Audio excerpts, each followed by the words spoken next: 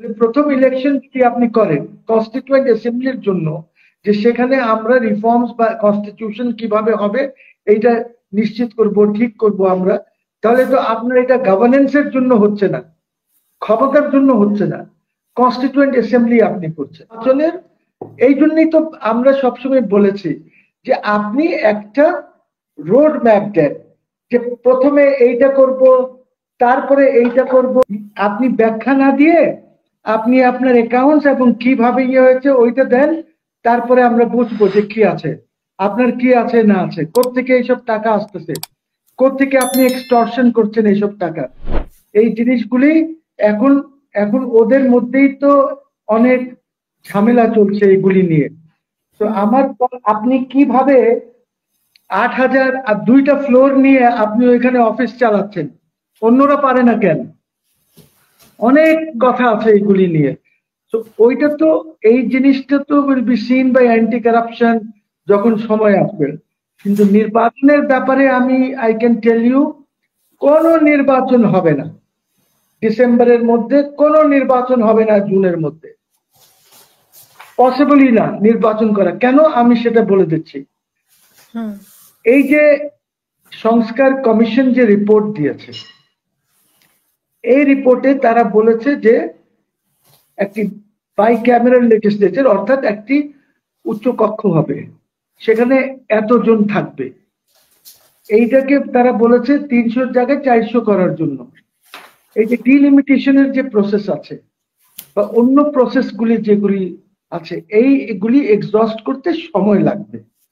এটা এত তাড়াতাড়ি হয় না ডিলিমিটেশনের প্রসেসটা, বিকজ এইটা আলটিমেটলি অ্যাপেলেট ডিভিশন পর্যন্ত এই মামলা মোকদ্দমা চলবে। যখন আপনি ডিলিমিটেশন করবেন যে আমার ইউনিয়ন কেটে দিয়েছেন, আমার ইউনিয়ন লাগিয়ে দিয়েছেন, ওইটা নিয়ে এসেছেন, তো there is a problem in that. এটা সময় লাগবে, it will not be done so easily. তারপরে যে জিনিসটা হচ্ছে যে এই যে সমন্বয়করা নাহিদ বা ওদের দল বলছে যে রিফর্মস আগে করতে হবে এবং এই রিফর্মস এর জন্য একটি কনস্টিটিউয়েন্ট অ্যাসেম্বলি করতে হবে। কনস্টিটিউয়েন্ট অ্যাসেম্বলির মাধ্যমে সংবিধান কি হবে না হবে এটা ডিসাইড করতে হবে, এটা ওদের কথা। তাহলে প্রথম ইলেকশন যদি আপনি করেন কনস্টিটিউয়েন্ট অ্যাসেম্বলির জন্য, যে সেখানে আমরা রিফর্মস বা কনস্টিটিউশন কিভাবে হবে এইটা নিশ্চিত করব, ঠিক করব আমরা, তাহলে তো আপনার এটা গভর্নেন্সের জন্য হচ্ছে না, ক্ষমতার জন্য হচ্ছে না, কনস্টিটিউয়েন্ট অ্যাসেম্বলি আপনি করছেন। এখন কথা হচ্ছে যে কনস্টিটিউয়েন্ট অ্যাসেম্বলি আপনি করলেন, তাহলে কনস্টিটিউয়েন্ট অ্যাসেম্বলি আপনার হবে বর্তমানে যে 300, এই সংবিধান অনুযায়ী 300 আসনে ইলেকশন হবে, 50টি আসন মহিলাদের থাকবে এই সংবিধান অনুযায়ী। তাহলে এই 350 মিলে আপনি একটি কনস্টিটিউয়েন্ট অ্যাসেম্বলি করবেন। এই কনস্টিটিউয়েন্ট অ্যাসেম্বলি করার পর সেখানে আপনি ডিসাইড করবেন যে সংবিধান কি হবে।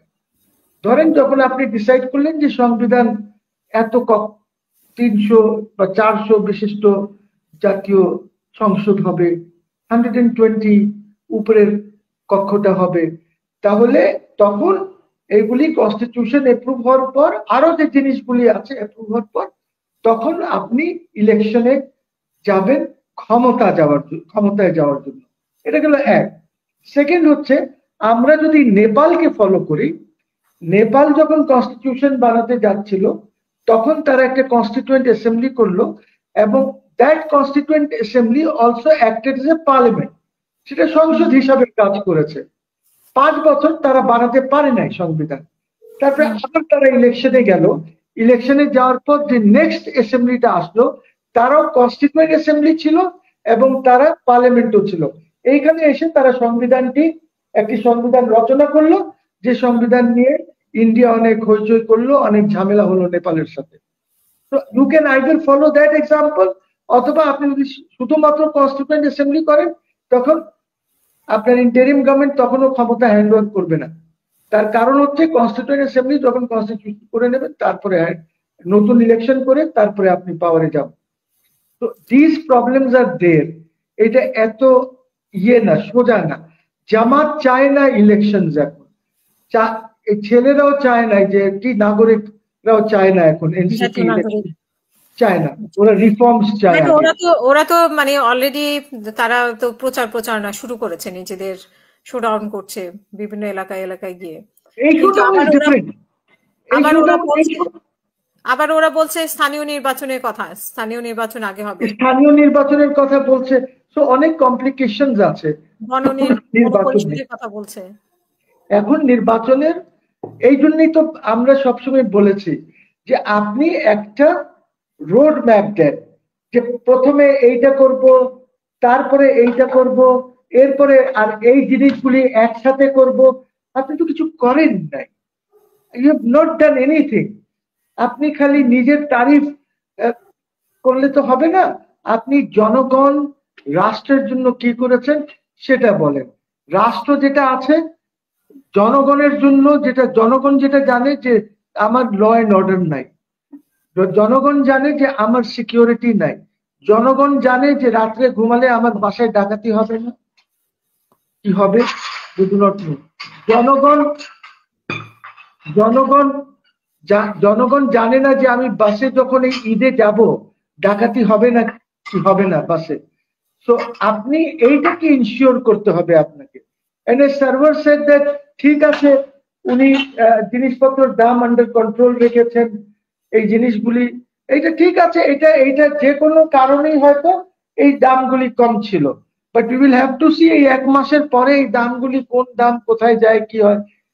তো আমাদের অনলি প্রবলেম ইজ যে জনগণের জন্য কি করছে না। আপনি পভার্টি লেভেলস কেন বেড়ে চলেছে, জনগণ কেন টিসিবির লাইন এত লম্বা হচ্ছে,